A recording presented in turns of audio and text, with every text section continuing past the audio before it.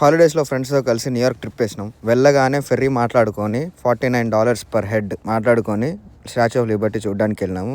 ఏమన్నా ఉందా statue of Liberty అంటే సినిమాల్లో చూసినంత హైప్ కంటే రియల్గా చూస్తే పిచ్చెక్కిపోతుంది. నాకు పిచ్చిగా నచ్చింది. దాని తర్వాత అదే ఫెర్రీలో రిటర్న్ అయిపోయిన తర్వాత దాని పక్కనే హడ్సన్ యార్డ్స్ ఉండే, సో వెజిల్ అని కూడా అంటారు. దానికి మాకు ఎంట్రీ లేదు ఎందుకంటే లేట్ అయిపోయింది.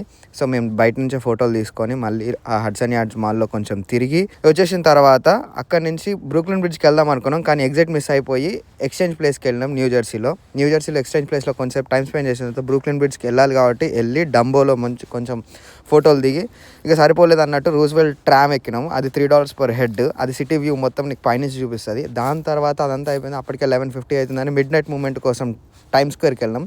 చాలా బాగుండే. టైమ్ స్క్వేర్లో కొన్ని ఫోటోలు వీడియోలు తీసుకున్న తర్వాత అక్కడి నుంచి దాని పక్కనే రాకోఫెల్లర్ సెంటర్ అని నడుచుకుంటూ వెళ్ళొచ్చు. రాకోఫెల్లర్ సెంటర్ క్రిస్మస్ ట్రీ చాలా బాగుంటుంది. అక్కడికి వెళ్ళి చూసుకొని అదేల్స్ ఫేమస్ హలాల్ ఫుడ్ అని ఉండే, దాన్ని ట్రై చేసి తిని హోటల్కి వెళ్ళి పడుకున్నాం అనమాట.